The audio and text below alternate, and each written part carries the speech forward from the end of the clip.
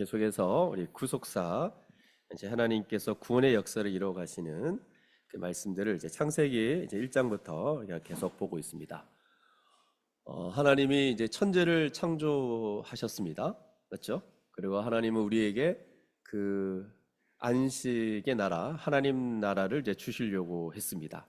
그런데 이제 인간이 이제 하나님께 순종하지 않아서 그 하나님 나라는 이제 순종하는 자가 이제 복을 누리는 자가 들어가는 곳인데, 결국 하나님께 순종하지 않아서 이제 쫓겨나고, 이 창세기 3장에 가면 이제 구체적으로 이제 나와 있지만 이제 쫓겨났고, 또 이제 그 인간의 지위가 너무나 높기 때문에 또 거기에 속한 이 피조물도 또 함께 이렇게 저주를 받는, 그래서 하나님 나라가 이제 크게 이제 훼손되죠. 근데 하나님께서 이런 하나님 나라를 또 회복하시고 이제 이 창조 세계를 회복하셔서 그 나라에 우리가 들어가야 되는데, 어떻게 하면 들어갈 수 있느냐? 이게 이제 구약부터 쭉 구약 성경 전체가 하나의 어떤 그걸로 되어 있는데, 뭐냐면 우리 주 예수 그리스도의 은혜를 통하여 그분의 오심으로 이제 이 일이 이루어질 거라는 것들을 이제 창세기 3장 20절 이후부터 계속 그 얘기를 하고 있습니다. 그리고 드디어 예수님이 오셨고, 또 예수님이 십자가에서 그 모든 일을 이루시고 하나님 나라를 우리에게 선물로 이제 주셨습니다. 예수님이 이제 이렇게 처음 이 땅에 오셨고 십자가에 죽으신 후에 부활하고 또 승천하신 다음에 이제 하나님 나라는 이 처음 만들어진 천지는 이렇게 회복된 상태는 아니지만 그 안에 살고 있는 사람은 이렇게 회복된 상태로 만드셨고, 그리고 이제 한 몸을 이루며 이 땅 가운데 살아가게 하십니다. 근데 하나님 나라의 복을 다는 아니지만 일부분이지만, 그럼에도 불구하고 충분히 알 수 있을 정도로 복을 누리게 하시고 교회로 살아가게 하십니다. 그리고 이제 우리 주님은 곧 오실 겁니다. 얼마 남지 않았는데 아마 구속사 설교 끝나기 전에 오시지 않을까. 근데 하여튼 제가 말하고 싶은 곧 오실 텐데, 창세기 21장에 우리가 봤듯이 새하늘과 새 땅을 이루신다고 했습니다. 거기에는 다시 바다도 없다 이렇게 했습니다. 이 말은 뭐냐면 악한 것, 고통스러운 것, 이런 것들 다 사라진 그런 세상을 우리 하나님께서 주실 거다 이렇게 말씀드렸습니다. 그러므로 성경 전체는 여러분 이렇게 이제 머릿속에 딱 이렇게 정리를 하시면 됩니다. 창세기 1장 그리고 요한계시록 21장, 22장이 서로 연결되어 있다는 거. 하나님이 이런 하나님 나라를 우리에게 주시려고 했구나 라고 여러분 생각하시면 됩니다. 그래서 여러분 이 1장을 보면서 그저 하나님이 천지 창조, 하나님이 천지 창조가 얼마나 능력이 있는지 보여주는 차원도 있지만, 하나님 정말 전능하셔 이렇게 말할 수도 있지만, 그것보다 뭘 주시려고 했던 거죠? 하나님 나라를 주시려고 했다. 그래서 하나님 나라, 천국, 유토피아, 파라다이스 등등 이런 천국을 주시려고 했다. 실제로 이 동산, 에덴 동산 할 때 이 동산의 단어가 파라다이스의 어원이라고 이제 하거든요. 그 놀라운 세상을 우리에게 주시려고 천지를 창조하셨구나. 우리에게 그 아름답고 풍요로운 나라, 안식의 나라, 기쁨과 희락이 있는 나라, 평강의 나라를 우리에게 주시려고 그렇게 하신 거구나 라고 여러분 생각할 수 있어야 됩니다. 그리고 주님 다시 오셔서 또 그 나라를 만드실 텐데, 이제 어떤 자는 들어가고 어떤 자는 들어가지 못합니다. 여러분 아담이 범죄한 후에 에덴 동산에서 쫓겨난 것처럼 어떤 사람은 그 나라에 들어가는데 어떤 사람은 그 나라에 들어갈 수 없죠. 그럼 어떻게 하면 그 나라에 들어가냐?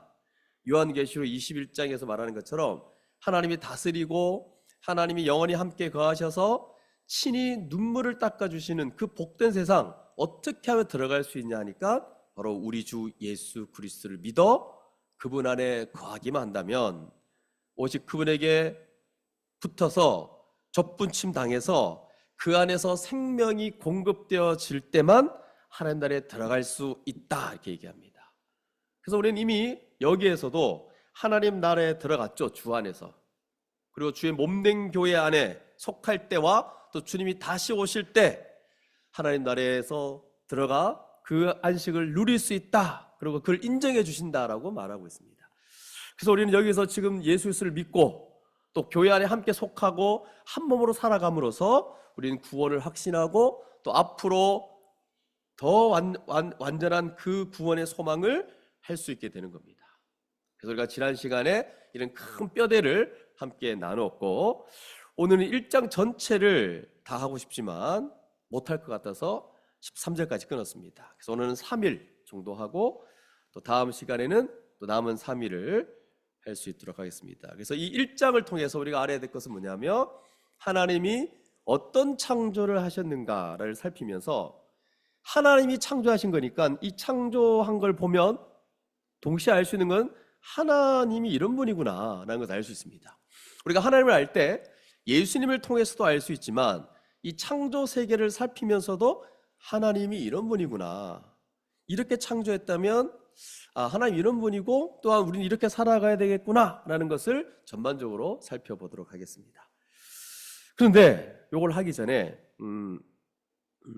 이제 저번 이미 DBS 때도 나왔다 하더라고요. 뭐 이게 첫날, 둘째 날 뭐 시기가 뭐 많지 않냐부터 해서 뭐 좀 아는 분이죠. 뭐 유신 진화론이 어떻고, 뭐 하나님은 뭐 이렇게 진화를 통해서도 뭐 이루어 가시지 않냐, 이런 얘기가 나왔다 하더라고요.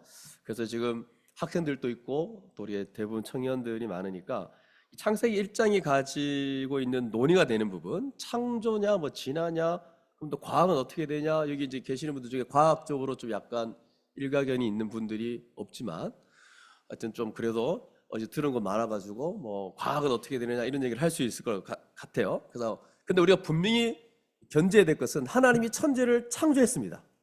그래서 우리는 하나님 없이 세상이 자기 스스로 존재한다든지 이런 생각은 안 할 겁니다. 그런데 학문과 관련해서 어떻게 이걸 연결시켜서 설명할 것인가, 우리가 좀 고민이 되는 거죠. 그렇죠?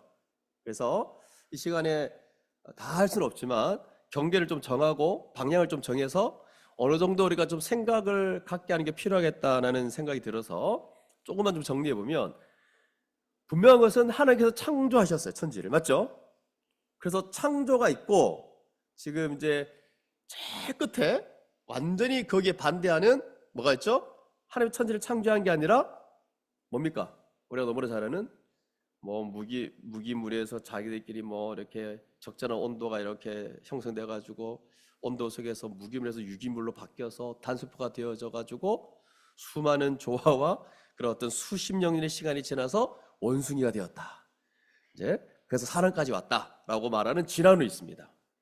그럼 우리가 생각할 때 이 창조주 하나님을 믿는 우리로서 안 믿는 사람들, 뭐 이런 뭐 무기물, 유기물, 뭐 단세포, 원숭이 이렇게 많은 사람들 보면 참 힘들게 산다 이런 느낌도 들지만, 하지만 그게 현실입니다. 지금 주변은 이미 여러분 학생들 같은 경우는 중학교, 고등학교는 다 진화론을 그냥 전제로 하기 때문에 이게 쉽지 않습니다. 그래서 양쪽 끝에 뭐냐면 하나님의 천지 창조를 믿는 창조론을 주장하고 또 완전 끝에는 진화론을 주장하는 그 양쪽 끝이 있는데, 근데 이거는 믿지는 않겠지만 그럼 과학과 관련해서 어떻게 설명할 것인가 라고 생각했을 때는, 하나님이 천지를 창조하셨고 그래서 그걸 성경에 의거해서 하나씩 잘 설명해 내려고 하는 흐름이 창조론에 기반해서 하나가 있는데, 이제 뭐냐면 이런 거죠. 성경에 나와 있는 대로 6일 동안 창조했다 그러면 그냥 이거 6일 동안 창조한 거다 받아들이는 거예요. 여러분 그냥 받아들이죠. 또 이 순서대로 창조했다 그러면 이 순서대로 창조하신 거다 이렇게 받아들이면 돼요. 이렇게 받아들이는 천지 창조를 그래도 이렇게 과학적으로 설명해 보려는 흐름이 하나 있는데, 그게 바로 한국창조과학회입니다. 이 흐름을 대변하는 단체가, 그런 단체가 하나 있어요. 사이트 들어가면 아주 유익한 자료들을 많이 얻을 수 있습니다. 그런데 이 창조과학회는 기존의 과학적인 발전과 좀 많이 충돌합니다. 그래서 좀 다르게 보는, 또 재해석하는 측면도 있는데, 그렇기 때문에 전체 과학계에서는 아주 소수입니다. 그래서 혹은 어떤 분들은 이 창조과학회 주장하는 내용들이 과학적이지 않다 이렇게 주장하는 면도 있습니다. 하지만 그럼에도 불구하고 워낙 진화론 쪽에서 뭐 성경이 과학적이지 않다라고 주장을 하고, 또 뭐 잘 알지도 못하면서 요거 약간 맛을 본 사람들은 교회 안에 되게 유식한 척하며 급속히 자기 신앙을 버리고 막 이런 흉내를 내는 사람들이 많이 있거든요. 근데 이 창조과학회는 그래도 과학적으로 설명하려고 애를 쓰는 흔적들이 있어요. 그러면서 하나님의 창조를 지켜내려고 하는 그런 믿음을 가진 진실한 학자들의 노력이 너무나 가상하고 굉장히 이제 우리가 배울 바가 많다는 겁니다. 그래서 창조과학회를 기억해 두시고 생각할 필요가 있고, 근데 이게 기존의 과학에서 발견된 사실하고 창조과학에서 주장하는 하나님의 창조를 믿고 그걸 성경에 의해서 설명해 내려는 그런 사람의 논리가 현재 과학과 안 맞는 게 많대요. 그래서 안 맞아서 이걸 조화롭게 설명해 볼까라고 생각하면서 나온 게 지적 설계론입니다.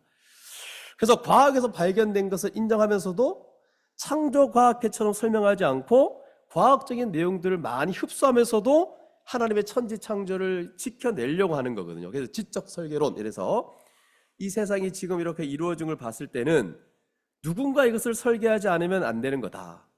그런 의미에서 우리는 이 세상을 이해할 수 있다고 보는 지적 설계론이 있습니다. 그래서 창조과학에서 주장하는 이 창조과학 또는 지적 설계론, 이게 이제 교회 내에서 많이 얘기되어지는 거고, 근데 여기서 하나가 더 있습니다. 이제 더 진화론적으로 간 게 있는데, 하나님의 창조를 인정하지만 이제 이렇게 설명하는 뭐냐면 진화가 과학적 사실이라는 거죠. 그래서 지구의 연한도 45억 년, 뭐 50억 년.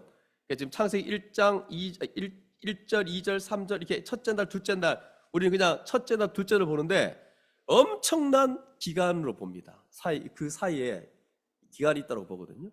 그러면서 진화가 이루어진 거로 실제로 봅니다. 그래서 뭐 무기물, 유기물, 단세포 진화가 되고, 또 진화론에서 말하는 이 종에서 다른 종으로 가는 이 진화 인정하자. 그러면서 이렇게 되어진 게 어떻게 우연이 될 수 있는가? 그러면서 하나님은 이런 진화의 방법을 이용해서 하나님을 창조하셨다라고 얘기하는 유신진화론, 이거 진화 창조론 이런 것이 있어요. 그러니까 이게 제일 진화론과 가까우면서도 하나님이 창조하셨다는 걸 믿는 사람들이 진화론을 인정하면서도 하나님이 천지 창조를 하셨다는 걸 믿으려는 사람들의 주장들이에요.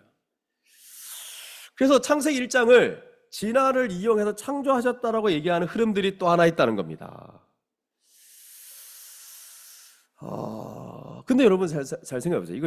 근데 이 주장은 진화를 인정해버리기 때문에, 그리고 오랜 시간 동안 이렇게 하나씩 진화가 되어서 여기까지 온 거라고 인정하기 때문에 이걸 이제 받아들이기 쉽지 않죠. 우리는 성경을 배우면서 하나님이 그때 다 만드셨다 생각하잖아요. 진화가 아니라. 그러니까 예를 들어서 닭이 먼저냐, 달걀이 먼저냐. 이거 어떻게 생각하세요? 그런 논쟁은 하지 않죠. 왜? 닭이 먼저입니다. 하나님이 달걀을 만드셨을 것 같아요? 닭을 만들었죠. 닭이 먼저죠. 아담도 성인을 만들고 열매를 가진 나무도 씨부터 만들어서 이렇게 자라게 한 게 아니죠. 그냥 나무 만들었어요. 그냥 열매를 달리게 하면 되지, 맞죠? 나무 만들어서 열매를 달리게 하면 되지, 열매를 이렇게 씨를 만들 이유가 없는 거죠. 그래서 여러분, 진화론, 이제 유신진화론이라 제가 금방 말했던 이것은 진화를 이용해서 창조하셨다라고 보는 거. 그러면 어떻게 되냐면 하나님이 안 계셔도 되는 논리로 가버리기 때문에 이제 이분들이 설명해내는 게 굉장히 좋지만 아주 위험하다는 거예요. 위험하다. 그래서 창조과학이라든가 지적 설계론이라든가 또는 유신진화론이라든가 이런 걔네들이 여러 가지 생각을 가지고 있죠. 근데 이건 안 돼! 라고 완전히 그냥 폐쇄적으로 이렇게 막아버리는 태도는 우리가 좀 조심해야 된다. 그래서 여러분 지금 이 시간에 이거 더 나갔다가는 약간 좀 분위기가 안 좋거든요. 지금 왜 본문을 읽고 왜 갑자기 창조과학이 어떻고 이런 얘기 하냐. 그래서 이제 제가 광고를 드립니다. 이번 주 2월 14일 15일 날 이거 들어갑니까? 이거 안 들어가죠? 변증이죠. 변증. 들어갑니까? 이 내용이 좀 들어가나요? 말씀해주세요 빨리. 안 들어가죠? 이 내용은 안 들어가는데 변증은 들어갑니다. 변증 들어가고 그 다음 편에 이제 이 내용이 들어갈 것 같은데, 이데일 스쿨이 있고, 또 한 가지는 아이들이 이 세상 속에서 학교에서 진화론과 싸울 수 있는 논리들을 이제 앞으로 계속 제시할 생각이고, 3월 셋째 주를 여러분 기도하십시오. 짜잔짠짠. 뭐냐면 어른들 스쿨이 시작됩니다. 그래서 우리가 아이들이 막 계속 가르치고 뭐 자기들 아는 것처럼 생각하는데 잘 모르잖아요. 아이들은 이렇게 해라 해놓고 자기는 맨날 이분법적인 사고를 가지고 뭐 세상 속에 살아가는 힘있게 살아가려고 자기는 힘이 없고. 그러니까 어른들 측을 통해서 이런 얘기들을 좀 하려고 합니다. 그래서 이런 얘기 다룰 거예요. 그래서 제가 지금 다루면 설교가 너무 이제 좀 루즈해지고 딱딱해지니까 절제하고, 제가 다음 3월 셋째 주부터 아마 이렇게 하다 보면 내용이 하면 5월 가까이 가면 이 창조 변증에 대해서 아주 전문가들을 불러서, 저지만 하여튼 전문가 같은 사람들 불러서 저도 하고, 진짜 우리 교회에 전문가들이 있어. 전문가 창조 변증을 위해서 태어난 사람이 있어요. 그 사람을 좀 세워가지고 한번 이 문제를 좀 다루도록 하겠습니다. 지나가겠습니다. 자, 그럼 우리가 분명히 알고 믿고 있는 바 고백 뭐죠? 태초에 하나님은 천지를 창조했습니다. 아멘. 그러면 천지를 창조했다는 이 전체 내용을 그냥 한마디로 딱 던진 거거든요. 그럼 여러분, 천지를 창조했다, 그러니까 이 천지가 하늘과 땅만 생각해요. 하늘과 땅만 창조하시고 그 가운데 있는 내용들은 창조 안 했다 이렇게 생각하는 분이 있는데, 그렇지 않고 성경의 이런 용법들은 뭐냐면 처음과 끝을 설명함으로써 중간을 다 설명해내는 용법. 저번 시간에 말했죠. 전체 사람 그러면 노인부터 아기까지, 우리의 몸 전체 그러면 머리부터 발끝까지, 비듬부터 무좀까지, 뭐 이런 식으로 처음과 끝을 설명하는 거예요. 그래서 하나님이 천지를 창조하셨다 얘기를 하면 요한계시록 21장에 뭐라고 얘기하죠? 새하늘과 새 땅을 창조하셨다고 나오죠. 이게 똑같은 얘기예요. 여기는 천지를 창조했다 그러면 거기는 신천지거든요. 그러니까 신천, 신지 이렇게 말을 하는데 이건 뭐 너무 당연한 표현인데 지금 잘 못하죠. 신천지 때문에. 그래서 1절은 전체 제목일 수 있고 하나님의 천지를 창조했다는 시작일 수 있고 하여튼 그런 거고, 2절부터는 하나님이 천지를 창조하시는 과정을 설명하고 있습니다. 왜 그러냐면 그게 과정을, 하루하루 과정을 설명해내는 게 어떤 의미를 지니냐면 하나님이 어떤 세상을 창조하셨는지를 설명하고 싶어 하는 거거든요. 이게 하나씩 다 보여주는 거. 그래서 창조 세계를 이해할 뿐만 아니라 또 창조하신 하나님도 이해할 수 있고, 그리고 우리가 하나님을 예배하고 그 창조 세계 안에서 살아가는 존재잖아요. 그러니까 우리의 삶도 이해하게 되는 거예요. 그래서 이제 이 과정을 설명하고 있다는 거, 이걸 좀 주목하셔야 됩니다. 그럼 2절을 보시면 여러분, 2절 이후로 이제 2절을 좀 더 주목을 해야 되는데, 우리 2절을 한번 다시 한번 읽어보겠습니다. 2절 시작.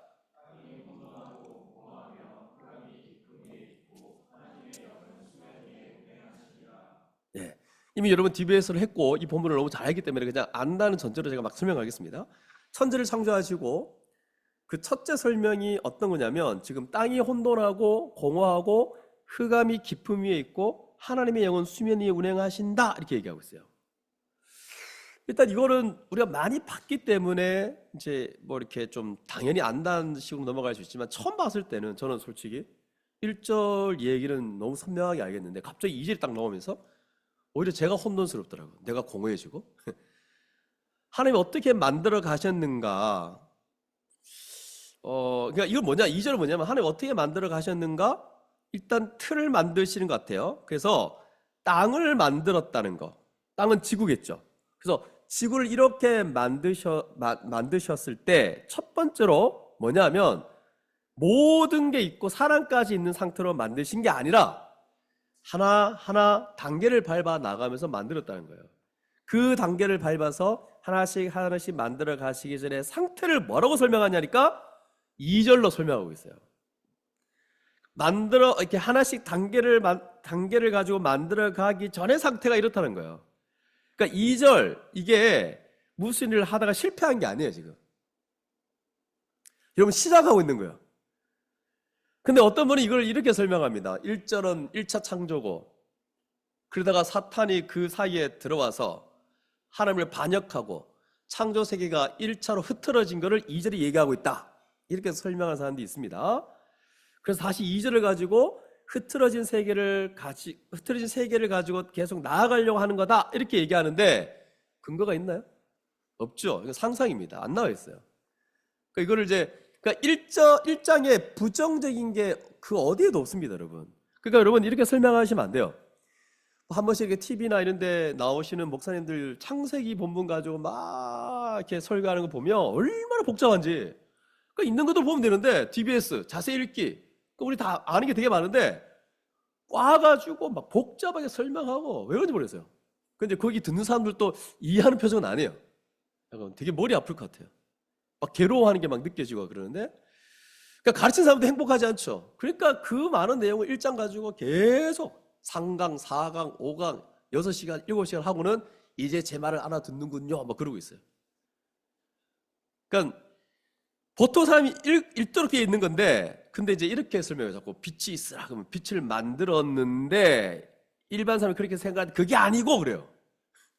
왜 그게 아닙니까? 빛을 만들었는데. 만들었으면 만들었다 그래야지. 자꾸 빛이 있으라 이러는 이게 더 큰 의미가 있대요, 또.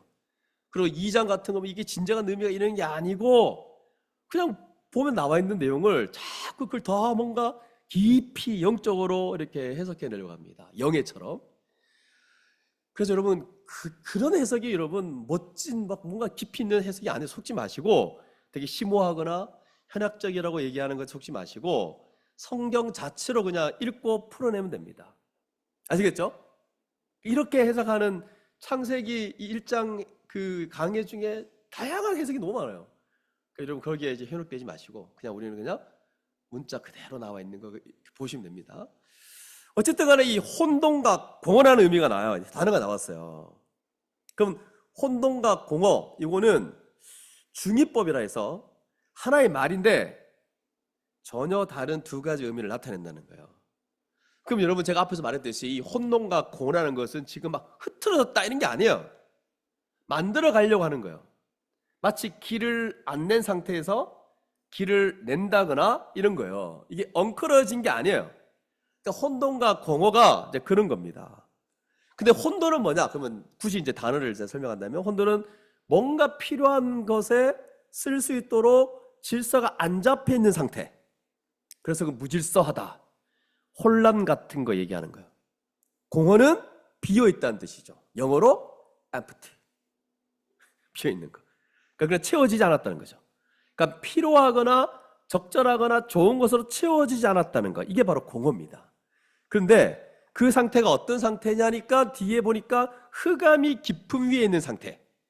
그럼 여기에서 깊음이라는 말을 썼기 때문에 솔직히 저도 이거 못 알아보겠어요. 깊음이 뭘까? 그러니까 쉬운 성경, 다른 성경을 보니까 알게 됐죠. 이 깊음이라는 거는 물 상태예요, 물 상태. 몰랐죠? 하여튼 물이 지구 전체를 둘러싸고 있었어요. 그러니까 물이 드러나지 않고 땅 위에 전체가 물로 둘러싸고 있는 거. 나중에 하나님이 이렇게 좀 정돈해서 물이 이렇게 공중 대기권에도 있고 땅 표면에도 있고 땅 안에도 들어가고 막 그랬는데 이때는 물들이 다 합심해서 이 지표 위에 이렇게 다 나와 있어가지고 지구 전체를 둘러싸고 있는 이걸 깊음 위에 있다라는 뜻입니다. 그런데다가 빛이 하나도 없어서 완전히 깜깜한 상태. 완전히 깜깜한 상태. 그래서 흑암이 깊음 위에 있다. 이 상태를 두고 하나님 뭐라고 말씀하시냐면 혼돈하고 공허하다 이렇게 말씀하시는 거예요. 그래서 이 6일 동안 창조하시는데 6일 동안 창조하시는데 이 혼돈과 공허를 없애는 거죠. 일단 공허를 없애려면 뭘 채워 넣기 위해서는 사람도 만들고 동물도 만들어야 되는데 근데 지금 만들 수는 없죠. 왜? 지구가 지금 전체 물로 둘러싸였잖아요. 물론 그러면 우리를 만들어 놓으시고 살만한 환경이 되기까지는 어떻게 됩니까? 땅이 드러난 게 한 3일째니까 3일 정도 걸리죠. 그때 첫째 날 만들었다 생각해 보세요. 3일 동안 계속 수용하고 있어야 돼요. 그래서 인간 소중하니까 첫째 아담과 하와를 만들자 그렇게 만들어서 칩시다. 공기도 없어요. 산소 마스크 계속 쓰고 있어야 되고 이게 안 되는 거거든요. 그래서 어쨌든 간에 혼돈과 공허, 흑암과 깊음 이게 이제 깜깜하니까 여러분 이거 한번 생각해 보세요. 뭔가 깜깜하고 물로 가득 차 있고 질서가 없는 그 상태 굉장히 어렵지 않나요? 그래서 혼돈과 공허를 없애는 거예요. 그래서 뭔가 이렇게 질서도 없는 다 물로 채워져 있는 빛도 없는 상태를 어떻게 한다고요? 뭔가 좀 질서 정연하게 구조와 어떤 질서를 만들어내는 게 3일 동안 첫날, 둘째 날 셋째 날까지 이렇게 창조하시고 그 다음에 나머지 3일간은 공허, 비어있는 것을 채우는 걸 합니다. 그래서 첫날에는 빛을 이렇게 만드셔가지고 낮과 밤의 질서를 만들고 그 다음에 물을 이렇게 배분합니다. 대기권을 만들고 공기도 만들었을 거예요. 그래서 숨 쉴 수 있도록. 그 다음에 셋째 날 바다로 물이 흘러가서 한 곳에 모이고 그러면서 묻이 드러나게 하고 그리고 이제 풀 같은 거, 나무 같은 거 있게 하셔가지고 채울 준비를 하신 거예요. 이게 이제 셋째 날 이루어진 겁니다. 그리고 나머지 셋째 날, 넷째, 다섯, 여섯째 날은 다 채우는 거죠. 다 알고 계시죠? 지금 표정이 다 아는 내용을 왜 합니까? 우리를 무시합니까? 이런 표정이네. 그래서 여러분 이 창세기 1장을 보면 얼마나 질서 있는지를 알 수 있습니다. 어떻게 창조되었는지. 자, 다시 한번 얘기하면 첫날은 빛, 둘째 날은 궁창, 즉 하늘이 창조되어졌고 우리가 보는 하늘이 창조되어졌어요. 이 기품, 즉 지구 위에 물이 다 둘러싸여 있는데 이 물이 궁창 위의 물과 하늘 아래의 물로 나눠졌어요. 이게 둘째 날. 셋째 날 궁창 아래에 있던 땅에 있던 물을 한쪽으로 다 몰아 넣습니다. 그래서 바다, 강 이런 거 만들고 육지죠. 드러나게 됐죠. 땅이 드러났는데 땅에 풀, 채소, 열매 맺는 나무 요 표현을 딱 쓰세요. 왜 이 표현을 썼냐면 여기에 동물과 사람이 먹고 살 수 있는 구조를 만들었다는 것을 표현하려는 겁니다. 근데 이제 첫째 만든 거는 이제 넷째 날, 이거 잘 알죠? 둘째 만든 거는 다섯째 날, 그리고 셋째 만든 거는 여섯째 날에 그 만든 거에 다 채워 넣습니다. 이게 딱딱 떨어지는 거예요. 그래서 이 창조, 창조 전체가 질서 있게 만들어졌다는 것을 우리는 분명히 알 수 있습니다. 그러면 하나님 어떻게 혼돈을 없애시는가 하면 첫날은 빛을 만드셔서 혼돈을 없애요. 그 혼돈을 없애실 때 제일 중요한 거는 이 지구를 이렇게 딱 건드기 전에 지구를 장악하고 있는 흑암을 없애시는 거예요. 흑암, 어두운 흑암. 그러니까 제일 큰 혼돈이 뭐냐면 빛이 없는 거예요. 그래서 빛을 만드셨다는 거예요. 어떻게? 빛이 있으라 이렇게 하신 거죠. 그래서 하나님의 창조는 어떤 창조냐면 전능하신 창조. 그러니까 원래 이런 전능하신 창조라는 것은 보통 이렇게 되게 자기가 능력 있는 것처럼 말하면서 막 뭔가 하려는 사람들 보면 이렇게 막 움직이면서 하는데 진짜 진정한 전능하신 분은 움직이지 않습니다. 말로 빛이 있으라. 빛이 있으라 이것도 아닙니다. 빛이 있으라. 그 빛이 딱 생기는 거예요. 지금 하나님이 이르시되 빛이 있으라. 그러니까 빛이 있은 거예요. 그러니까 이게 여러분 이 하나님의 창조 지금 내용이 너무 엄청난 거죠. 그 빛이 있었고 빛이 하나님 보시기에 좋았다 이렇게 말해요. 여러분 우리는 태양이 빛을 준다 생각하지만 태양이 빛을 내려고 하면 원천적인 빛이라는 존재가 있어야 돼요. 그걸 지금 하나님 만드신 거예요. 원천적인 빛. 그리고 빛을 낮이라 부르시고 어둠을 밤이라 부르시죠. 그래서 하나님이 창조하신 방식은 어떤 거냐면 있으라 그러면 딱 있는 거예요, 여러분. 그리고 그 다음에 이쪽으로 가고 저쪽으로 가라 그러면 딱 구분하세요. 그러니까 구분하면 딱 멈추는 거예요. 그러니까 별들은 하늘에 있으라 그러면 딱 그 위치에 있는 거예요. 여러분 자꾸 별들이 이렇게 지구로 와서 같이 있자 이렇게 얘기하지 않는 이유는 유성 같은 거 이렇게 떨어지지 않는 이유는 거기 있으라 그래서 있는 거예요. 그리고 이제 뭘 부르죠. 빛을 낮이라 부르고 어둠을 밤이라 부르죠. 어떤 존재로 만드세요. 그래서 여러분 여기서 우리가 알 수 있는 것은 완전한 흑암, 빛이 완전히 없는 상태. 크게 뭔지는 모르겠지만 이게 없어졌어요. 그리고 이 빛이 있어가지고 밤과 낮 전체가 사실은 빛으로 둘러싸이는데 그러나 낮은 아주 빛이 하나고 밤은 좀 어두운 어떤 그런 이런 상태, 이런 질서를 딱 하나님께서 세우는 겁니다. 그래서 어쨌든 흑암은 완전히 물러간 거죠. 이게 혼돈이 이제 1차적으로 없어지는 겁니다. 그리고 이제 두 번째로 물 가운데 궁창을 주셔가지고 이 지표면이 대기권으로 이렇게 형성이 될 수 있도록 쫙 만드신 겁니다. 그리고 궁창 위에 물을 주셨다 그러는데 아마 이거는 하늘, 대기권, 특히 이제 땅에서 이게 대기권까지가 한 1000km 정도 된다 그러잖아요. 그 안에 수증기가 있고 이 온도가 뭐 상승되어서 가고 뭐 온도를 이렇게 그 안에 뭐 순환시키고 수증기를 막 돌려가지고 비도 오게 하고 이런 대기권. 그래서 이 전체에 수증기를 포함하고 있는 것을 아마 궁창 위에 물로 보는 것 같아요. 그래서 하늘을 만드십니다. 그래서 하늘을 만들어서 물과 물, 이제 하늘에 있는 물과 땅에 있는 물 이렇게 나누신 거예요. 그래서 이 궁창 그러면 여러분 개념은 대기권의 공기도 포함되어 있다는 거. 온도도 순환시키고 모든 게 이게 순환되어지는 이 대류가 형성되는 거죠. 이거 다 뭡니까 여러분? 사람이 살 수 있는 환경을 만든 거예요 여러분. 너무 잘 알고 있듯이. 그리고 셋째 날 천하의 물을 한 곳으로 모이고 묻히 드러나라 이렇게 하셨다니까 그대로 된 거예요. 그래서 물이 다 모였어요. 이 말은 뭐예요? 물도 하나님이 말한 거 잘 듣는다는 거죠. 그래서 드러난 묻힐 땅이라 얘기하고 또 모인 물을 바다라고 얘기하는. 그리고 하나님 보시기 좋았다 이렇게 말해요. 그래서 하나님은 혼돈이 없어질 때마다 사람이 살만한 환경이 만들어질 때마다 뭐라고 말해요? 보시기에 좋았다는 거예요. 이게 그냥 보기에 좋았다가 아니라 혼돈이 없어지고 사람이 살만한 환경이 형성될 때 좋았다는 거예요. 너무 좋아서요. 보시기에 좋았더라. 이 창조 세계는 하나님 같은 분도 좋아하신 세상이라는 거죠.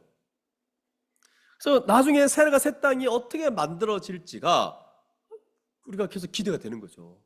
하나님 보시기에 너무너무 좋은 세상인데 나중에 주님 다시 오셔서 이루어질 새하늘과 새 땅을 생각해 보면 너무너무 기대할 수 있는 거죠. 자, 그리고 땅이 드러났어요. 이 땅이 아무것도 없이 그냥 있으면 앞으로 새도 좀 있고 동물도 만드셔야 되고 사람도 만들어야 되는데 먹고 살 게 없잖아요. 그래서 채워질 수 있도록 이 공허가 없어질 수 있도록 그 안에 뭘 준비하시는 거죠. 그래서 풀 그리고 씨 맺는 채소 각기 종류대로 씨 가진 열매 맺는 나무라는 표현을 쓴 거예요. 왜 이렇게 얘기를 했을까? 자, 29절을 한번 보시면 여러분 29절 1장 29절 보시면 자 29절 보세요. 29절 같이 읽겠습니다. 시작. 씨 가진 열매 맺는 모든 나무를 너에게 주노니 너희의 먹을 것이 되리라. 이렇게. 너희의 먹을 것이 되리라. 누구한테 얘기한 거죠? 사람한테 얘기한 거예요. 사람은 뭘 먹었냐면 결국 애초에 채소와 열매를 먹었어요. 열매면 나무 먹은 게 아니고 열매를 먹은 거예요. 그리고 30절 뭐라고 되어 있습니까? 땅의 모든 짐승과 하늘의 모든 새와 생명이 있는 땅에 기는 모든 것은 어떻게 된다 그러죠? 풀을 주신 거예요.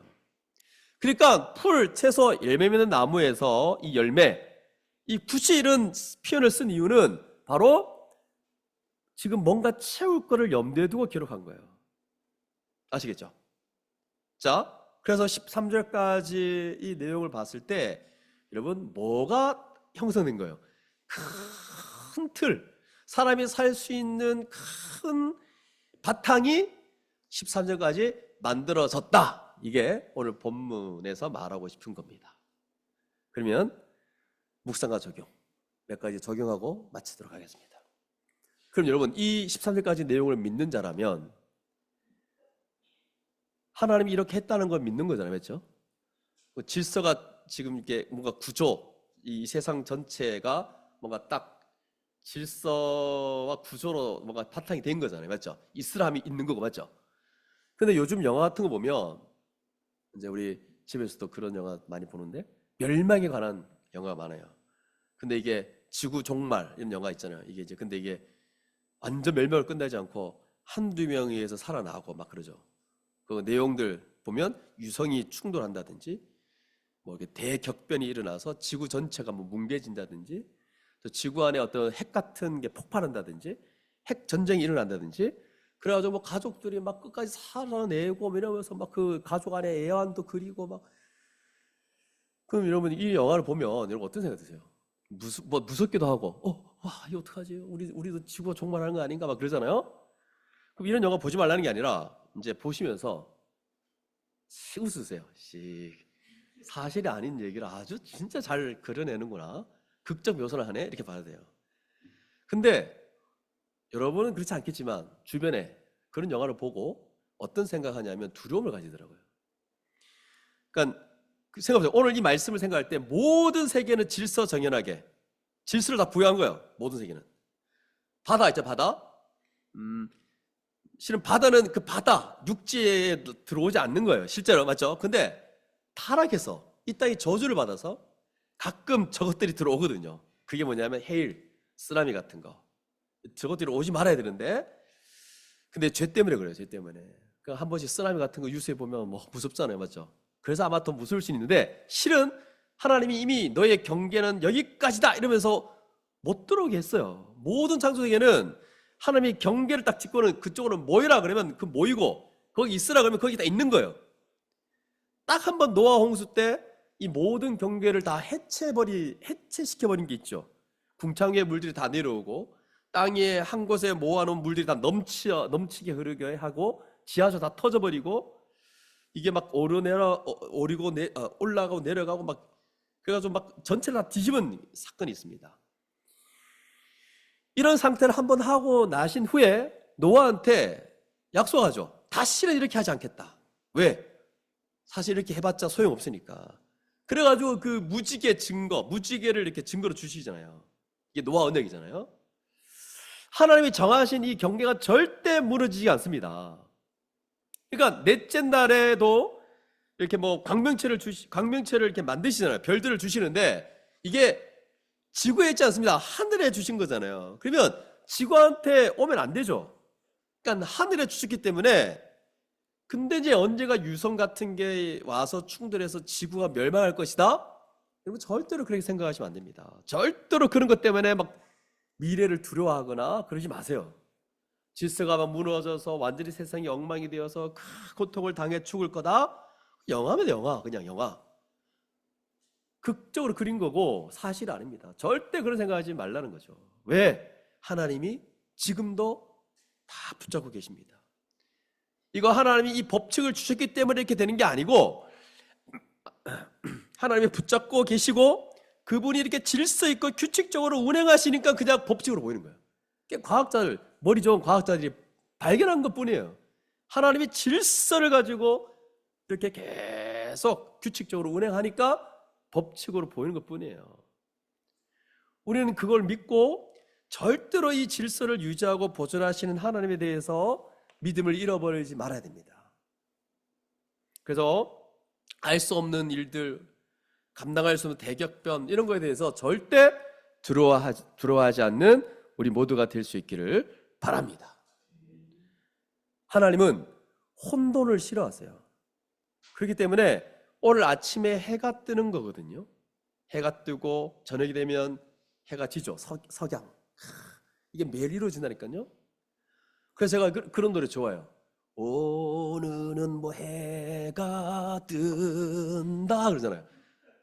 해가 뜨고 해가 지고 그리고 다 이 하나님의 어떤 이런 이 창조 세계를 잘 드러내는 가요입니다. 만약에 어쩌다 갑자기 어느 날에 해가 안 뜨고 그랬다 생각해 보세요. 그래가지고 하나님한테 물어봤어요. 왜 그러십니까? 그러니까 오늘 내가 기분이 안 좋다. 그런 분이 나면 진짜 절대 그런 일이 벌어지지 않습니다. 궁창 위의 물, 아래의 물, 바다와 땅의 구분 이거 절대로 사라지지 않습니다. 이게 뭐 갑자기 엉망이 된다거나 그렇지 않다는 거죠. 일부분 일어나는데 이게 이제 너무 세게 오니까 죄의 결과고 타락의 결과라서 오는 것뿐이에요. 새하늘과 새 땅에 가면 우리는 더 선명하게 그런 것들을 알 수 있을 겁니다. 그렇기 때문에 여러분 절대 이런 것들을 두려워하지 말고 하나님이 창조하신 세계에서 그냥 편안하게 사십시오. 그런 영화 한번 보면서 씩 웃어주고 아이고 잘 만들었네 감독. 그리고 절대로 두려워하지 말고 그렇게 살아갈 수 있기를 바랍니다. 두 번째 적용해 보면 잠시만요. 목이 되게 아프네요.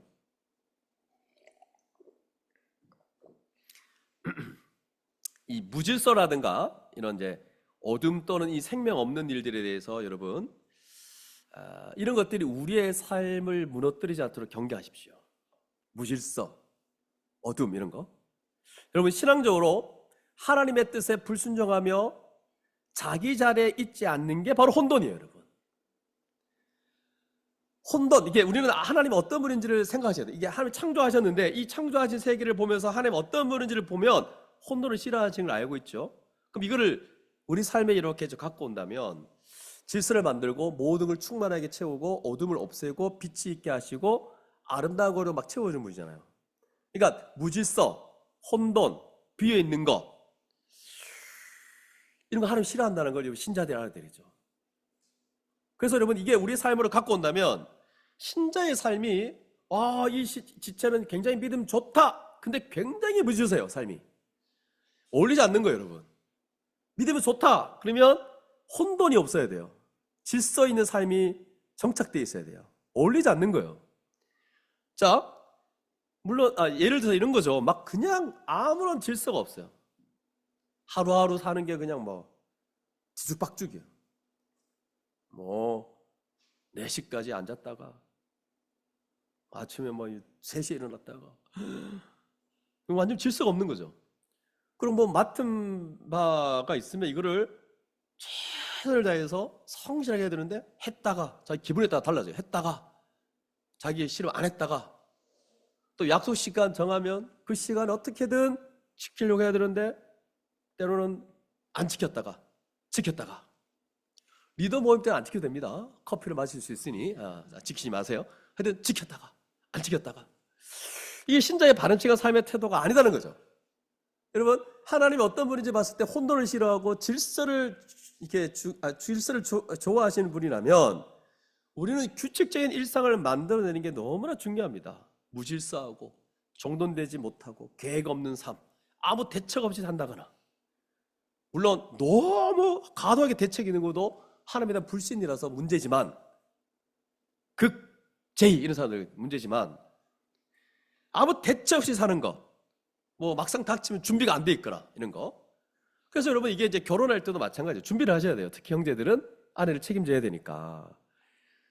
이제 저희 공동체 안에는 이제 제가 이렇게 만나서 뭐 이렇게 이런 얘기하지만 이제 제 아는 그 전에 아는 자매들 같은 게 한 번씩 이렇게 연락 와서 저 남자친구를 한번 봐주세요 그러더라고요.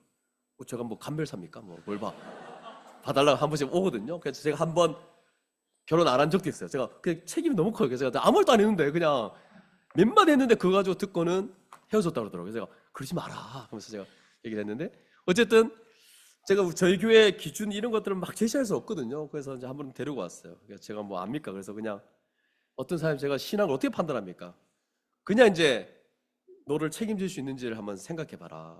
그래서 그 남자가 뭐 얼만큼 준비를 했는지 이런 거 이제 얘기해 주죠. 근데 여러분 생각하세요. 형제가 결혼해야 되는데 아무런 준비가 안 됐어요. 왜 결혼하려고 하는지? 그러면 이제 이렇게 생각을 해보세요. 결혼해서 이 자매를 데려가서 뭐 하려고 하는 거예요? 돈을 벌어오게 하려고 하는 거 아닙니까? 자기가 안 벌고. 그렇게밖에 생각할 수밖에 없는 거예요. 그래서 남편은 준비하셔야 됩니다. 아무런 막연한 어떤 그 대책 없이 산다, 대책 없이 뭐 그냥 준비하다 이런 게 없어야 되겠죠. 그래서 머리로서 아내를 돌봐야 된다는 거죠. 어떻게 하든 자기가 책임을 져야 된다. 물론 이제 아내가 벌 수 있죠. 근데 60% 이상은 남자가 책임을 져야 된다.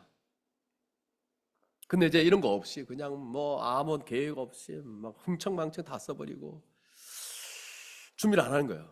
뭐 자매도 마찬가지입니다. 그러니까 자기가 있어야 될 자리에 있으면서 대책 없이 살아가는 게 아니라 뭔가를 준비하는 삶이 이제 필요하다는 거. 그리고 또 뭐 공부를 해야 될 때는 또 공부를 해야 되죠. 그 자기가 있어야 될 자리에 있어야 되는 거죠. 그렇지 않다는 것은 굉장히 물질사하다. 또 밥 먹을 때 밥 좀 처먹고 그렇게 해야 되는데 밥을 안 먹어. 또 밥을 먹어야 돼요. 밥을.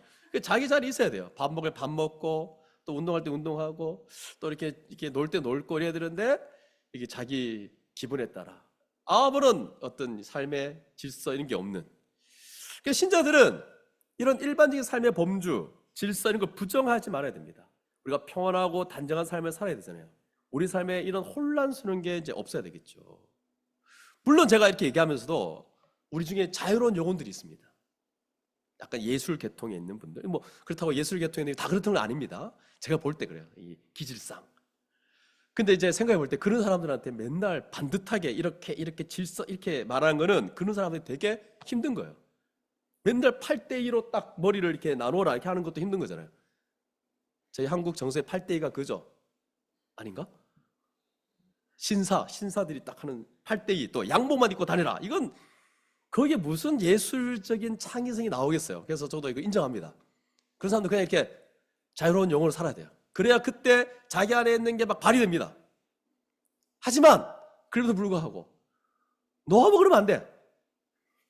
왜? 성경에는 질서 있게 살아가라 이렇게 말하고 있거든요.